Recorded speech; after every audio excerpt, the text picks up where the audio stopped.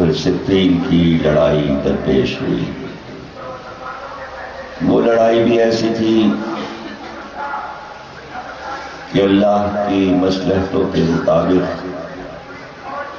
1 سال تک وہ لڑائی چلتی رہی، تاکہ اس عرصے میں دین کے دشمنوں کے چہرے سے نقاب ہٹ جائے۔ صفین ایک ایسی لڑائی ہے کہ جو اب تک جاری ہے، اور ہم دین کے جس ماحول سے گزر رہے ہیں اسے عہد صفین کہتے ہیں، اس لیے کہ صفین میں منافقت اپنے کمال پر تھی۔ پہچاننا مشکل تھا کون اپنا ہے کون غیر ہے۔ ظاہر ہے کہ علی جب تخت خلافت پہ آئے تو سب علی کے ساتھ ہو گئے تھے۔ یہ جاننا مشکل تھا کہ وہ کتنے لوگ ہیں جو ازل سے علی کو امام مان رہے ہیں، اور وہ کتنے لوگ ہیں جنہوں نے ابھی ابھی مانا ہے۔ مسلمان تو سبھی تھے۔ ظاہر ہے کہ پھر فیصلہ ہو ہی گیا۔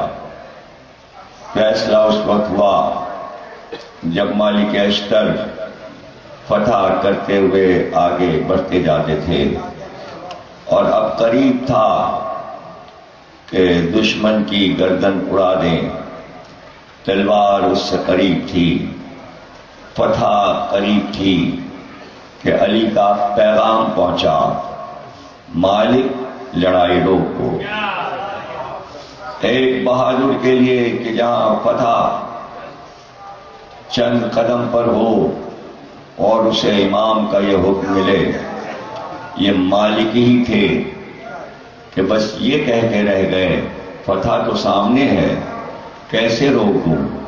جواب ملا کہ علی نے یہ کہلوایا ہے کہ اگر تم نے تلوار نہیں روکی تو 10,000 آدمیوں نے میرے خیمے میں گھس کر تلواروں کے حلقے میں مجھے لے لیا ہے۔ میرے سر پر تلواریں ہیں، اور وہ کہتے ہیں لڑائی رکوائیے ورنہ ہم آپ کا سر اڑا دیں گے۔ مالک اگر مجھے زندہ دیکھنا چاہتے ہو لڑائی روک دو۔ مالک نے لڑائی روک دی، لڑائی رک گئی، لیکن وہ لوگ ظاہر ہو گئے جو اپنے امام پر تلوار کھینچ کر آئے۔ یہ رشوت خور تھے جنہیں رشوت دے کر بھیجا گیا تھا کہ فتح کو شکست میں بدل دو اور علی کو گھیر دو۔ تاریخ انہی لوگوں کو خارجی کے نام سے یاد کرتی ہے، اور یہ وہی لوگ تھے جنہوں نے عرب میں دہشت گردی کی بنیاد رکھی تھی، اور انہی سے آج پوری دنیا میں دہشت گردی پھیل گئی۔ وہ بانی ہیں، انہوں نے بنیاد رکھی۔ یہ سب وہ تھے علی کے لشکر والے جو حافظ قرآن تھے، سجدوں کے نشان ماتھے پر تھے، ایک ایک رات میں کئی ہزار رکعتیں پڑھتے تھے، چلتے پھرتے کلام پاک کی تلاوت کرتے تھے، بڑے زاہد تھے، بڑے زاہد تھے۔ رسول اللہ نے فرما دیا تھا یا علی وہ لوگ ظاہر ہوں گے جو دین میں بڑے پختہ نظر آئیں گے۔ رسول اللہ فرماتے ہیں، حدیث ہے، لیکن وہ اس طرح دین سے نکل جائیں گے، پورے دین پر عامل ہونے کے باوجود اس طرح دین سے نکل جائیں گے جیسے کمان سے تیر نکل جائے، جیسے کمان سے تیر نکل جاتا ہے۔ اور پوری جنگ کی کیفیت رسول اللہ نے علی کو بتا دی. اور میں ظاہر کے تفصیلات میں جانا بڑا مشکل ہوتا ہے، آگے کی منزلیں ہوتی ہیں اور وہاں تک پہنچنا ہوتا ہے. اگر میں بیچ بیچ میں رک جاؤں تو تقریباً 4-5 گھنٹے کی ہو جائے، جو کہ آپ کے لیے پتہ نہیں مصیبت ہو، میرے لیے مصیبت ہے کہ میں کتنا تھک چکا ہوں. اور طبیعت ناساز ہونے کے باوجود کوشش یہی ہے کہ خدمت ہو جائے. یہ دن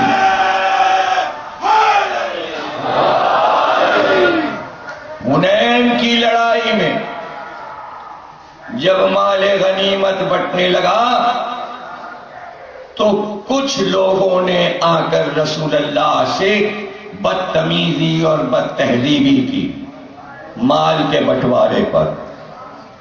تو جو سب سے آگے ان کا سردار آیا تھا، خاموشی سے علی کو بتایا کہ اس کے شانے پر ایک اور ہاتھ ہے، ایک اور ہاتھ، اور وہ ایسا ہے اگر کپڑے سے چھپائے نہ ہو تو جیسے گائے بھینس کے تھن ہوتے ہیں اس طرح وہ ایک تھن لگتا ہوا ہے. یا علی یہ آئے گا تلوار کھینچ کر تم سے لڑنے اور یہ تمہاری تلوار سے مارا جائے گا. آج یہ بے ادبی کا بڑے سلسلے ملتے ہیں، تاریخ کے وہ موڑ ہیں کہ جو صرف ہلکے ہلکے اشاروں سے سمجھائے جا سکتے ہیں. ان کا نعرہ تھا حکومت صرف اللہ کی ہے، ہم کسی حاکم کو نہیں مانتے. اب یہ کلمہ نوائے وقت میں سب سے اوپر لکھا جاتا ہے، جو خارجیوں کا نعرہ تھا. آپ روز کے اخبار میں دیکھ سکتے ہیں یہ خارجیوں کا نعرہ ہے. اگر یہ نعرہ نہ لکھا جاتا اس دور میں تو hمیں پتہ ہی نہ چلتا. ہم سمجھ رہے تھے خارجی نہروان میں مارے گئے.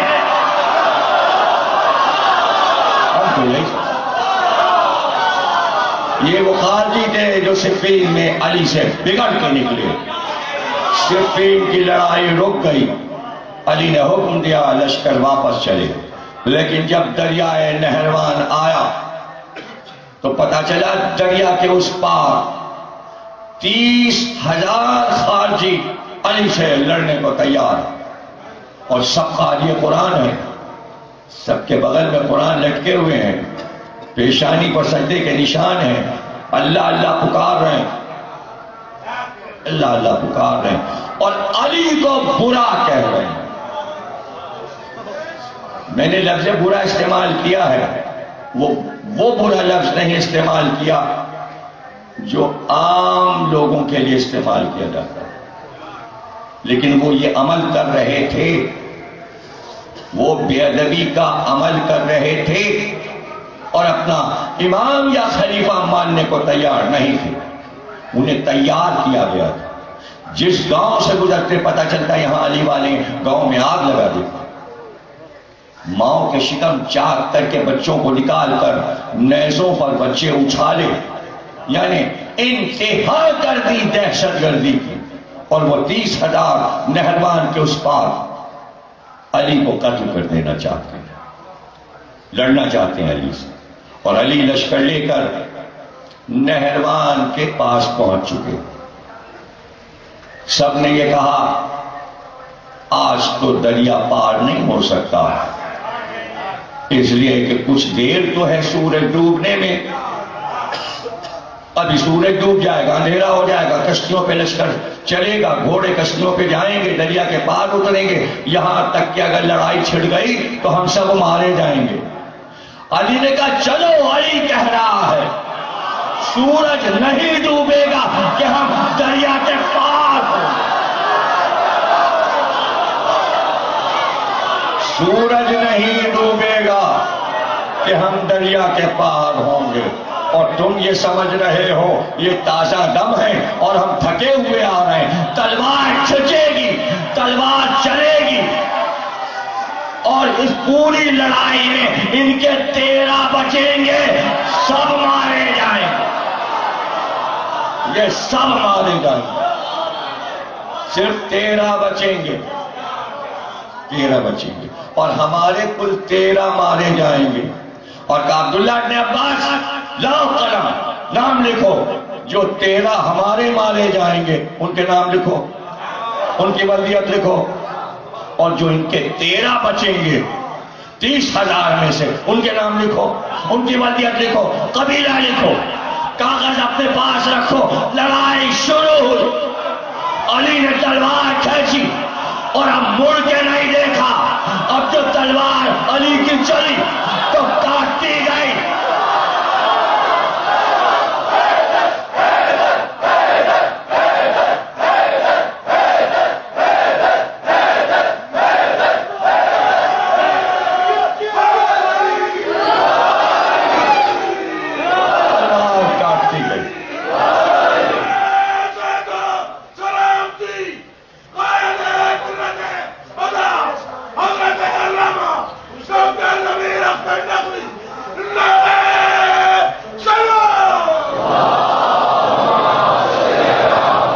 یہ صرف دنیا میں علی کی شان ہے کہ جمل میں مارے لا الہ کہنے والوں کو، صفین میں مارے مسلمانوں کو، متقیوں کو مارے نہروان میں، اور اس کے بعد کرم اللہ وجہہ،